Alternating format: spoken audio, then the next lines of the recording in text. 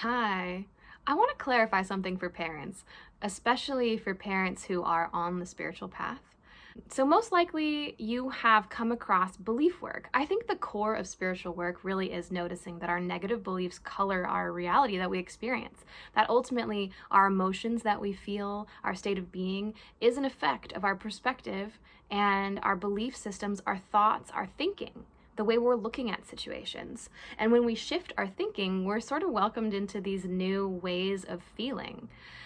Now, granted, once we have children, we see that from a very young age, they also start to demonstrate what we would call negative beliefs. This is basically like being attached to the form of things, being attached to the way things go, being really disappointed when things don't go our way, stuff like this, very human things. And immediately, as a parent, because we're at an adult stage and we have probably become pretty adept with looking at these negative belief systems, we want to work there immediately and help the child shift, usually by using logic and reasoning, and words and lecturing and stuff like that, like explaining the situation away. Now, that's awesome, but it doesn't always work. And that's because children actually need to experience what those feelings feel like. And also, along our belief work, maybe we've noticed that our emotions, once you have a belief or a thought system running through your mind, that feeling gets activated and it needs to be processed. It's not really like you can push a button and turn that feeling off. Once it's there, and there's a certain way that the body knows how to process that. As long as we're not really meeting it with such resistance where it can get stuck and stuff like that. But there's a natural way for the body to process that emotion. With children, and I would say with ourselves too, but especially with children, mainly the work is learning how to process emotion. And when I say learning, it's more like allowing yourself to process emotion, maintaining the body's ability to process emotion, because a lot of times we've been conditioned to learn to process emotion in ways that are just unhealthy. So first and foremost, the belief work comes with time. The belief work comes with maturity. But processing emotion is something that kids are very ready and equipped for with the help of an adept parent. And this has to do with a lot of holding space for our kids' emotions to come up. They're going to experience all sorts of thought forms. That's part of the human experience. And those emotions are relevant for them. The emotions are not the enemy. We don't really want to make the emotion go away, or dumb it down or numb it or anything like that, because the emotion is simply our alarm bell telling us something needs to be looked at here. Something wants to be looked at. And that can be that there's an unmet need, where we can actually shift the environment to match what we're needing. But almost always, it's also a form of negative thinking, a form of viewing reality that's out of alignment or whatever. Emotions will leave us when their use has been filled. Once we have used them to guide us back to the energy of our perception, the emotion tends to leave us. It's not like we have to do anything to make it go away. So the same applies to our child. We're allowing space for the emotion to just be processed and for the child to naturally move on. Children are actually really, really good at, at one time they are experiencing what seems like a really negative scenario, really, really big emotions and thoughts and stuff like that, and then spring the next moment like nothing happened, right? So this is something that's already natural to them. We're just sort of holding space for this to happen. But it's why the focus at first is not necessarily put on trying to convince children to think differently. We can plant seeds, like sharing our perspective, sharing our opinion through open and gentle conversation that's non-coercive. It's not like, hey, I'm trying to get you to think like me. It's just sharing who you are. That's your gift to your child. But it's not done with an energy of agenda or trying to invalidate what the child is feeling. It's done simply just to share who you are. Invalidation it's such an interesting thing with kids. Why would we invalidate what they're experiencing? Usually it means that we're viewing what they're experiencing as not positive. We're viewing it as, oh, this shouldn't be happening, or it's not useful, it's not helpful.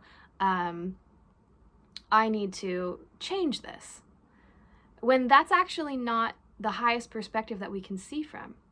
Even though we may not agree with what, the itty bitty details of the thought forms that our child is experiencing, can we see that whatever they are experiencing is actually serving them on some level?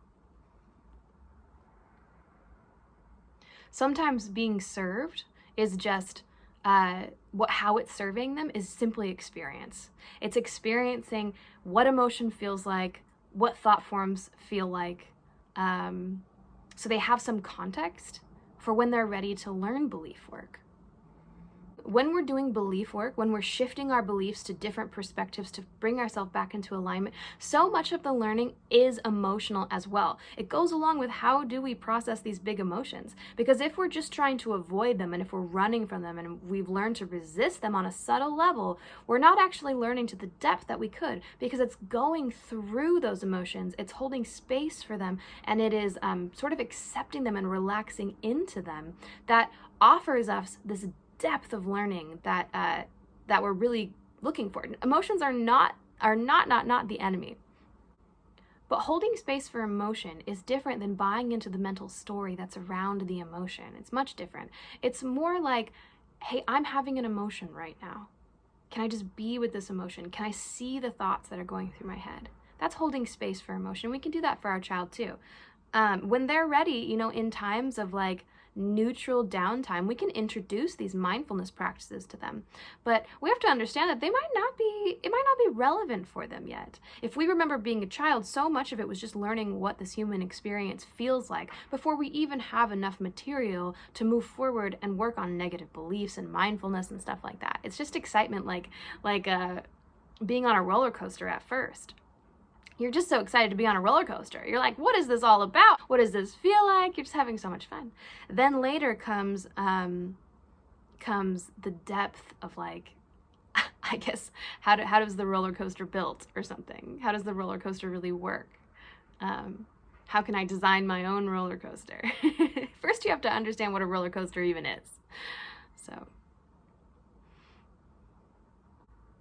So the moral of the story is, when we are working with our child's big emotions and big thought forms and big beliefs, primarily, initially, the work is going to be holding space for the emotion that arises from the perception that the child is holding.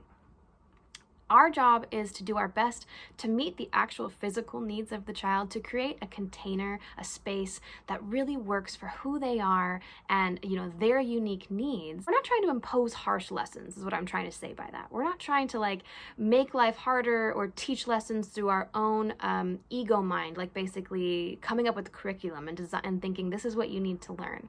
We're not trying to do that. Instead, we just watch naturally for when life presents challenges for the child. And again, it's not our job to solve all of those challenges. It's just our job to hold space for the emotion, allow the child to really feel the perspectives that they're working through, that life is helping to bring up for them, and hold space for all of that time to process and to just be seen through it. When the child is ready and calm, we might be able to give our 2 cents and to offer our guidance. That's a beautiful part of it. But in the moment, that's not really what it's for. The body and knows what to do with those big emotions. So it's not our job to solve it in the moment. The body will already solve it itself. The child just needs our sort of like anchor of support. A lot of times they just need someone to be there so they know that they're not just like flailing in the dark or something like that. They're not just being thrown to the wolves. They have someone there with them so they can go to these depths and have these understandings. Emotions are not the enemy.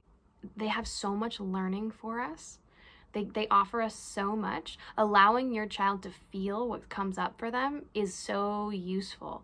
And when you're holding on to a big challenge, a negative belief, and you can see that your child is going through this, there's no way to really turn off that emotion. We just need to help them stay intact with their own ability to process that emotion and allow it to show them everything that it was built for.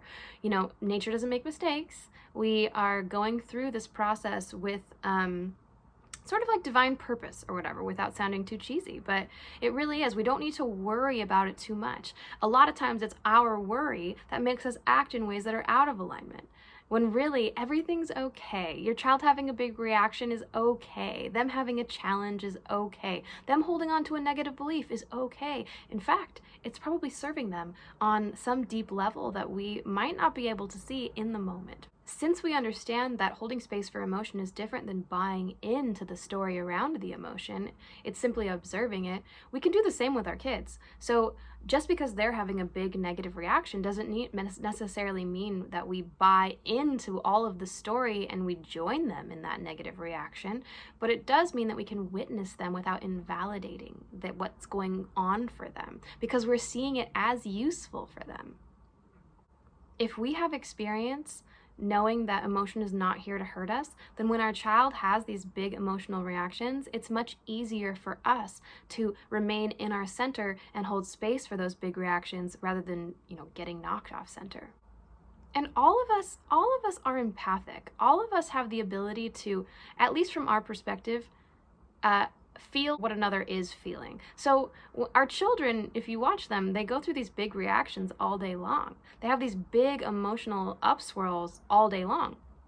And as parents, that can be challenging because we feel that, right? We're like, oh, that's a big one. It sort of creates that emotional reaction within ourselves. But I found it extremely helpful to just remind ourselves that we don't have to take that on. It's okay to feel it. Of course, you're going to have a feeling from that. We can allow that to process within us too by just, that was a big feeling, rather than needing to, when you're in that triggered feeling, you feel like maybe you need to problem solve or get on that level. It's more like a stepping back and a relaxing and just, that was a big feeling. You're having a reaction. It's not a problem. It doesn't really need anything. A lot of time it settles on its own. And if it does need something, you'll know, and it's going to come from a place of centeredness. It's going to come from a place of responding in a way that's helpful for the child, not joining in on that same level. So belief work will come through your example. Belief work will come naturally. At first, children need to get used to feeling what things actually feel like, how beliefs feel like, what this human experience feels like.